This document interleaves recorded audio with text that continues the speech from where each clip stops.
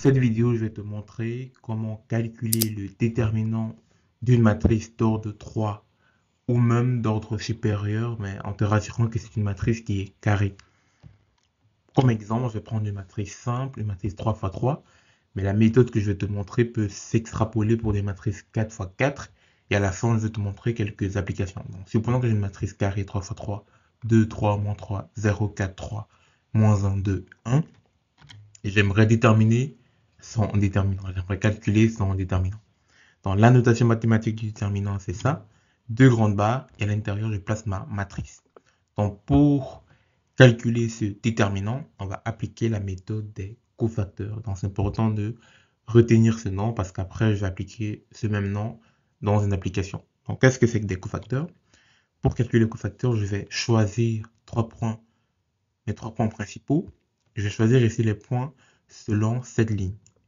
Il faut bien noter que je peux choisir n'importe quelle ligne pour être les points principaux. Je peux prendre 2, 3, moins 3, je peux prendre 2, 0, 1, je peux prendre 0, 4, 3, moins 1, 2, 1, 1, 3. Je peux prendre n'importe quelle ligne dans ta matrice, peu importe si elle est diagonale, elle est une colonne, une ligne, etc. Ensuite, je définis une référence de signe, c'est toujours plus, moins, plus, selon la ligne où tu te balades. Donc, si je fais ici 2, 3, moins, je vais faire plus, moins, plus, selon cette ligne. Je peux faire plus, moins, plus comme ça. Je peux faire plus, moins, plus comme ça. Je peux même faire selon la diagonale, plus, moins, plus comme ça. Peu importe, ça marche. Donc, ensuite, je calcule les cofacteurs de chaque point principal. Donc, le cofacteur de 2, le cofacteur de 3 avec le moins devant et le cofacteur de moins 3. Je vais commencer par le cofacteur de 2, de plus 2. Donc, ce que je vais faire, c'est, plus que le 2 qui est ici, c'est mon point principal, j'aimerais connaître son cofacteur. Je vais prendre les points qui sont hors axe, qui sont hors de l'axe qui passe à travers le point 2. Donc, je vais prendre le déterminant de la sous-matrice qui se trouve ici. Et le déterminant de cette sous-matrice, on va l'appeler le cofacteur de 2. Donc, je veux le déterminant de cette sous-matrice, 4, 3, 2, 1. Déterminant d'une matrice 2 fois 2, c'est 1 fois 4 moins 2 fois 3. Si j'applique ça, j'obtiens ça. 2, entre parenthèses, plus 2, parce que c'est plus ici. 1 fois 4 moins 2 fois 3. C'est le déterminant de cette sous-matrice qui est également le cofacteur de 2. Je passe au deuxième point principal, moins 3. Je prends les points qui sont hors de l'axe qui passe par moins 3, non par le 3 en fait qui est ici, donc 1 fois 0, moins 1 fois 3. 1 fois 0, moins 1 fois 3. Dans le moins 3, 1 fois 0, moins 1 fois 3. Et le dernier point principal, le moins 3 qui est ici à la fin, je prends le point hors de cet axe, donc je prends la sous-matrice qui passe hors de cet axe, dans la sous-matrice 0, 4, moins 1, 2. Donc je fais 2 fois 0, moins 1 fois 4. C'est ce que je fais ici. Ensuite, je sors ma belle calculatrice et je calcule ça. Ça me donne moins 25. Bon, si tu fais l'examen d'admission en Polytech, tu n'as pas trop à la calculatrice, mais multiplier des nombres, c'est pas la chose la plus compliquée. Donc, à quoi ça sert de calculer les déterminants? Ça sert principalement à résoudre des systèmes d'équations, disons 3 fois 3 ou 4 fois 4. Mais des systèmes d'équations d'ordre 1000 ou 10 000, c'est plus possible. Donc, et après, tu peux me demander, mais ça sert à quoi de résoudre des systèmes d'équations? La résolution des systèmes d'équations, c'est ce que font les ingénieurs tous les jours. C'est vraiment l'outil le plus puissant dans l'ingénierie, parce qu'avec ça, on peut résoudre des problèmes complexes comme trouver des solutions pour des systèmes qui ont plusieurs variables. On peut décomposer un problème en petits morceaux, et chaque petit morceau représente une variable. On peut faire de la mécanique, de l'aérodynamique, de la physique, de l'électromagnétisme, de la comptabilité, de la finance. On peut faire énormément de choses. Il n'y a aucun problème d'ingénierie avancée où on n'a pas des problèmes de système d'équation linéaire. Donc, un système d'équation linéaire s'écrit comme ça, où tu as un système d'équation linéaire carré avec des solutions qui existent. Donc, il y a plein de conditions d'être carré. On doit avoir autant d'inconnus que d'équations. On ne doit pas avoir moins d'inconnus que d'équations ou plus d'équations que d'inconnus. Donc, ça doit être carré, autant d'inconnus, x1, x2, x3 et n équations. Donc, c'est une somme, mais tu as A1, c'est un coefficient dans x1, A2, c'est un coefficient dans x2, AN, c'est un coefficient. Donc, peut-être ça peut rendre des gens un peu fous d'écrire ça comme ça. C'est comme si j'écrivais ce système d'équations, genre 2x, x1, x2, c'est des variables, donc je peux l'appeler y. Donc, c'est comme si j'écrivais 2x plus 3y, plus z est égal à 0. Après, j'écris genre x moins y plus z est genre égal à 1. Après, je t'écris genre 3x moins 4y moins 2z est égal à, disons, 3. Ça, c'est un z. C'est un z. Est égal à, disons, 2z est égal à, disons, 3. Par exemple, ça c'est une équation 3 fois 3. Mon A1, c'est 2. Mon A12, c'est 3. Ici, j'ai pas n inconnu, j'ai 3 inconnus. Dans mon A1, 3, c'est 1. Et mon xn, c'est z. A1, c'est x, y. A1, x1, x2, x3, c'est x, y, z. Deuxième équation. A2, 1, c'est 1. A2, 2, c'est moins 1. Et A2, 3, c'est 1. X1, X2, X3, c'est X, Y, Z. Et voilà, 3. Là, j'ai le système de 3 équations à 3 inconnues. Tu peux essayer de faire une combinaison linéaire, une substitution, un machin, tout ça. Mais si ça devient beaucoup, si tu as un système d'équations, genre avec, je sais pas, 10 inconnus, 10 équations, tout ce que tu apprends en secondaire comme combinaison linéaire, pivot de Gauss, tout ça, ça marche plus, quoi. Tu peux plus faire combinaison linéaire, également appelé pivot de Gauss pour des trucs super, super grands. Du coup, pour faire ça, nous, ce qu'on fait, c'est, bon, j'ai sauté, c'est pas grave comme si c'est pas grave si ça s'affiche déjà, je te montre le plus rapidement, j'efface. Donc, ce qu'on peut faire, c'est de transformer un système d'équations en système matriciel. Donc, ce qu'on fait, c'est tous les coefficients, on va mettre dans une matrice et les inconnus dans un vecteur et à quoi c'est égal dans un vecteur. Parce qu'en fait, je pense que tu sais faire la multiplication matricielle. Donc, tu fais cette ligne fois ce vecteur. Tu vois que si tu fais A1 jusqu'à n fois x1 jusqu'à xn, tu retrouves la première équation. Et ça doit être égal à ce coefficient parce qu'une matrice n fois un vecteur 1 fois n te donne un vecteur 1 fois n.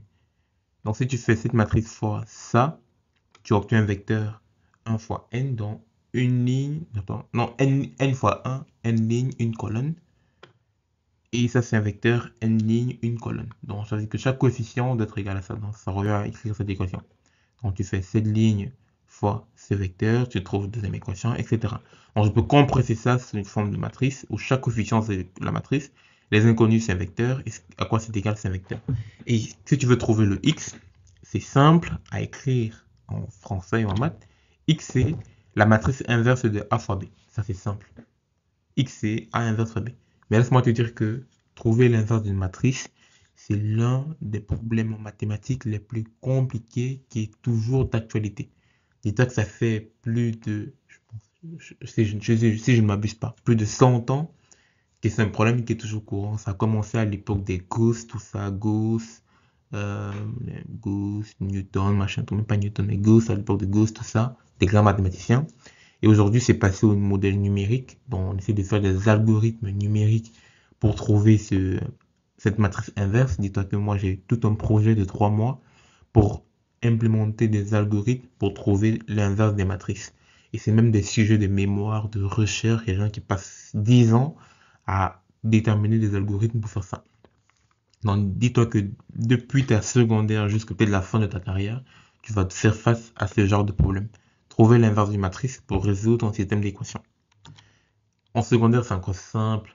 Trouver l'inverse d'une matrice, c'est les cofacteurs. Donc, en fait, ici, j'ai pas bien écrit, mais normalement, c'est la matrice des cofacteurs divisée par le déterminant de A. Donc, c'est quoi une matrice des cofacteurs? C'est super, super important. C'est super dur à calculer. C'est une matrice comme ça.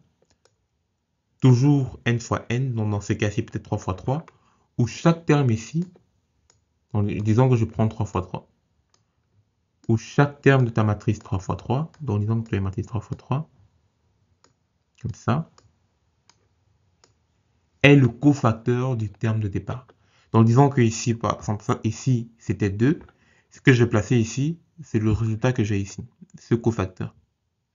Disons que je calcule ça, j'ai ça, ça fait quoi? Ça fait 4, moins 6, ça fait moins 2. Ici, je vais placer moins 2. Je vais venir ici, je vais écrire moins 2.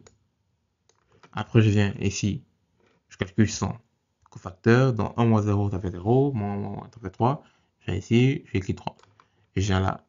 Moins 3, ce qu'il y avait ici, ça fait 0, moins 4. Donc ici, je fais 4. Et après, je continue. Je reviens ici, je me place ici. Je prends les points qui sont hors de l'axe 0. Donc, je prends la sommatrice. Donc, si je prends comme ça, la sommatrice 1, 3, 2, 3, et je calcule, etc. Donc, je vais faire 9 calculs identiques à ce que tu as vu ici, le cofacteur qui sont ici, avant de remplacer. Tu vois que c'est déjà un peu long de faire 9 calculs comme ça, et sachant que chaque calcul, je fais 2 multiplications. Donc, ça veut dire qu'au final, tu dois faire 18. Bon, je prends ça en machine. Une machine qui fait ça, tu vas faire 18 multiplications et après additionner 3 fois. Si ça part à 1 million, tu vois que ça devient énorme. Déjà, si c'est une matrice 1 million fois 1 million, déjà, bonne chance pour pour calculer le déterminant et bonne chance pour trouver le cofacteur. C'est vrai que tu peux te dire qu'une matrice de 1000 fois 1000, c'est beaucoup, mais non, c'est pas beaucoup. Pas 1 million, mais une matrice de 1000 fois 1000, c'est 1000 éléments. Ça arrive, moi j'ai déjà traité des matrices de 1000 fois 1000 dans un système de 1000 équations avec 1000 inconnus. Ça, c'est numériquement. Tu vois que tu peux plus faire tu peux plus, la logique de faire des cofacteurs et tout, même si tu veux coder ça en algorithme, ça va plus marcher parce que c'est beaucoup trop. Mais en secondaire, voilà, tu as tes petites matrices 3x3, tu t'amuses à faire des trucs comme ça marche très bien.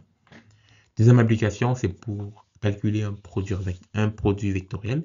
Je pense que dans l'une de mes vidéos, je vous ai parlé un peu de ça. Bah, c'est le moment de vous montrer concrètement comment faire ça. Donc, déterminons le produit vectoriel entre deux vecteurs. C'est simple. On sait que vecteur 3x3, ça aurait pu me mettre vecteur 4 dimensions, mais vous ne faites jamais les vecteurs 4 dimensions, à part si tu fais de la mécanique relativiste. Ton vecteur à 3 dimensions, x, y, z, x, y, z, tu places le 1 x, un y, un z, c'est les directions en x, en y, en z. Et là, c'est les composants de ton vecteur u et ton vecteur x. Après, tu appliques la même chose qu'ici. Donc, le 2, le 3 et le moins 3 vont juste représenter la coordonnée en x, coordonnée en y et coordonnée en z. Dans les coordonnées en x, y, z, en fait, c'est les cofacteurs de direction. Je vais pas vous montrer un exemple. Tu appuies juste ça. Équation d'un plan. Donc, tu peux aussi déterminer l'équation d'un plan à base de deux vecteurs directeurs dans le plan et d'un point dans ton plan. Donc, tu as deux vecteurs directeurs U et V et tu as un point XA, YA, XA, YA, ZA. Et tu appliques le même calcul qu'ici avec les valeurs que tu vas remplacer ici. X, Y, Z, c'est les inconnus. C'est ça qui définit l'équation de ton plan et les autres, c'est des valeurs connues. Ou alors l'équation d'un plan à partir de 3 points. Un point XA, un point ABC, tu appliques ça. XA moins X moins XA, XB moins XA, XC moins XA, et etc. Donc tout ça vient en fait de la définition du fait que les vecteurs qui se trouvent sur ton plan sont orthogonaux au vecteur directeur, au vecteur, non, l'équation, non, ici pour celui-ci, ça vient du fait que les vecteurs directeurs dans ton plan sont orthogonales au vecteur normal. Donc ça vient tout simplement du fait que quand tu fais vecteur directeur produit scalable vecteur normal, tu obtiens une constante. C'est un peu un truc comme ça, mais on revoit un peu la vidéo que j'ai faite sur tout ce qu'il y a à connaître sur la géométrie, j'en parle un peu. Ou même si tu regardes quelques vidéos que j'ai réalisées en géométrie, où j'ai fait des trucs comme ça, j'en parle un peu. Comme ici, c'est une vidéo sur le produit matriciel, je demande juste à quoi ça sert. Donc, trois applications. Système d'équation linéaire, produit vectoriel et équation d'un plan. C'est principalement ça en secondaire. Un peu plus tard aussi, il y a tout ce qui est stabilité, etc. Donc, un peu des trucs importants aussi, c'est que si un système d'équation admet une solution, ça veut dire que le déterminant est non nul. Donc, il y a aussi quelques propriétés sur le déterminant que j'ai pas réalisées ici. Mais il y a pas mal de propriétés que tu peux voir, genre une matrice qui est singulière, une matrice qui est irrégulière, etc. Non, une matrice qui est irrégulière, c'est, je pense, le déterminant est nul, un truc comme ça. Une matrice qui est singulière, non, je pense que singulière, le déterminant nul. Mais regarde les propriétés sur le déterminant, il y en a plein.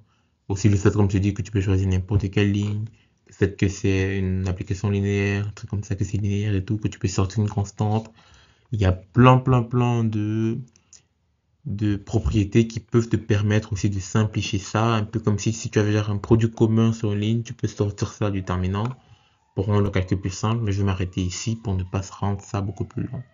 S'il y a des trucs encore importants à connaître, comme des propriétés, etc., je vais plutôt en parler dans des vidéos d'exercice et pas dans une vidéo un peu comme celle-ci.